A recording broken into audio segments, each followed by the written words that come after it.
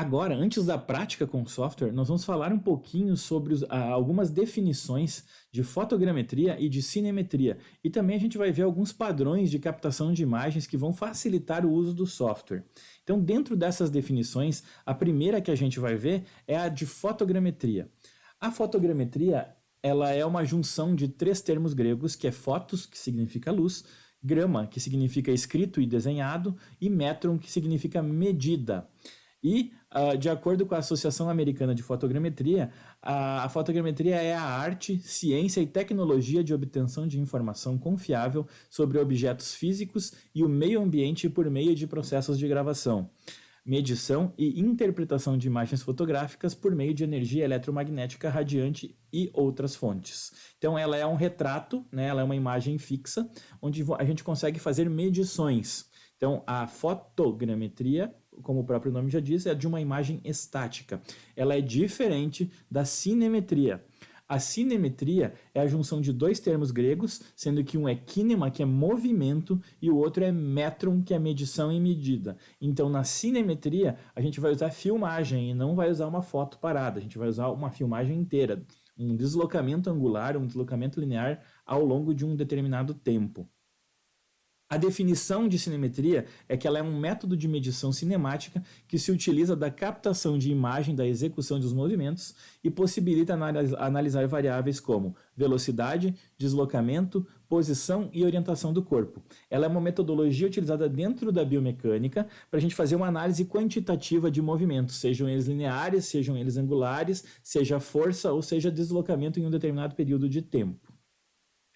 E a cinemática ela vai se dividir em cinemática linear e cinemática angular, onde a linear vai avaliar posição, velocidade e aceleração, e a angular também vai avaliar posição, velocidade e aceleração. Na linear, ela vai identificar o movimento dos corpos em linha reta. E na angular, a gente vai estudar os movimentos do corpo quando eles vão seguir uma trajetória curva ou circular, ou seja, uma trajetória angular. Certo? Na biomecânica, a cinemática vai estar relacionada com características de movimento no tempo e no espaço. A gente não vai considerar tanto o vetor força nessa nossa avaliação. Dentro disso, a gente precisa entender alguns padrões de filmagem para que a gente consiga utilizar o software mais corretamente. Então, o padrão de filmagem principal, a gente precisa ter em consciência que a gente precisa ter um enquadramento perfeito da cena. Então, nesse caso aqui, a gente vai ter um enquadramento da área onde o cara está trabalhando. Sempre tentar deixar isso no centro da filmagem, certo? Por que a gente tem que criar um padrão? Porque a gente não pode simplesmente chegar lá em qualquer posto de trabalho e sair filmando ou fotografando a atividade sem saber o que a gente vai avaliar depois. Criando um padrão fica mais fácil da gente fazer essa análise e da gente conseguir reproduzir ela se for necessário. Então, existem alguns padrões que a gente pode utilizar para fazer esse tipo de filmagem. Eu sempre recomendo que a gente faça a coleta de imagens com filmagens em ângulo reto, né? Vista posterior, vista anterior, perfil direito e perfil esquerdo. Por que isso? Porque um padrão de filmagem ele vai aumentar o nosso critério técnico e vai facilitar essa nossa avaliação posterior daquela atividade, e sem falar também que ele vai facilitar também que a gente consiga fazer uma reprodutibilidade maior, sendo que se as tarefas forem semelhantes, para tentar enquadrar elas lá dentro da avaliação do Kinovia, que vocês vão ver lá que a gente consegue sobrepor duas imagens, a gente consegue ver se o gesto motor é o mesmo. É importante sempre também que a gente filme uma parte representativa da atividade, pelo menos um ciclo ou alguns minutos daquela atividade que vão me dar uma confiança, um entendimento de como ela está sendo realizada. O que eu não recomendo é que a gente faça uma filmagem transversal. Como assim? Que a filmagem seja em oblíquo. Por quê? Que nem está aqui nessa câmerazinha aqui. Opa, perdão. Meu slide saltou para frente. Deixa eu pegar minha caneta de volta aqui. Que nem está aqui, ó. Né? Essa filmagem transversal, o que vai acontecer? Se a pessoa está assim e eu filmo ela reta, eu não consigo ter uma medição segura daquela angulação que ela está fazendo. Então fica mais difícil eu ter uma medida mais fidedigna. Eu posso ter uma margem de erro muito grande. E quando eu tenho um ângulo reto, eu não tenho esse problema. Então o melhor é eu filmar sempre em ângulo reto. Por que isso? Porque, por exemplo, aqui numa vista anterior, a filmadora, o celular ou a máquina fotográfica, ela vai estar de frente para a pessoa trabalhando.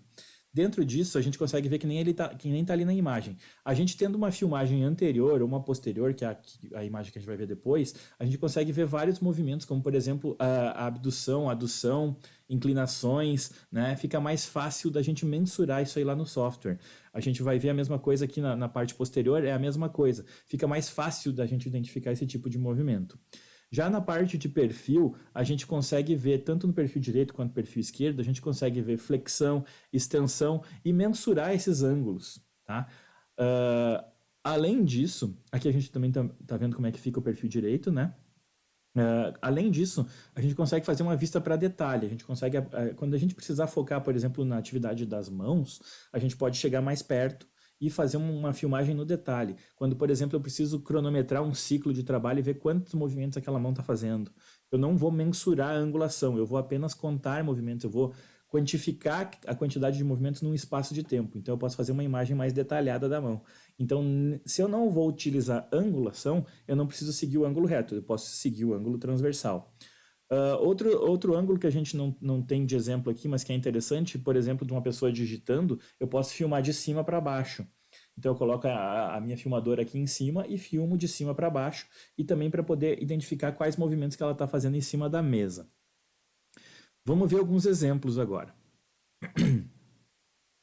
Então aqui, por exemplo, ó, o trabalhador ali, ele está trabalhando, ele tem que acessar uma parte embaixo da máquina e ele precisa trabalhar com os braços levantados. Eu estou com uma imagem posterior e eu consigo fazer uma mensuração angular de qual o ângulo de abdução que ele está fazendo naquele momento. Aqui também tem um outro recurso do software, que a gente pode pegar essa imagem frontal e botar qual seria a posição tridimensional daquele corpo. Então a gente consegue fazer lá dentro do software uma estimativa para mostrar, olha só os desvios que aquela pessoa está fazendo. Ela está fazendo flexão de joelho, ela está com o quadril inclinado, o tronco inclinado, flexão de cotovelo, desvio nar de punho e por aí vai. Aqui também a gente consegue, numa imagem de perfil, ver qual que é o ângulo de flexão do ombro direito e nos detalhes, como por exemplo aqui a gente consegue ver as pegas lá, né? A pega maior ali da pessoa colocando aquele bambu, eu acho, em cima de uma peça, e a outra, a menina está embalando ali, ela está colocando os dedos para dentro para poder colocar o plástico da embalagem dentro do buraco. Então, com esses detalhes, a gente consegue ter uma avaliação um pouco mais fidedigna e mostrar realmente o que está acontecendo naquela atividade e fazer um uso melhor, seja da biomecânica ou seja da ferramenta que a gente estiver utilizando. Espero que isso tenha ficado claro para vocês e na próxima aula a gente vai fazer a prática com o software. Até lá!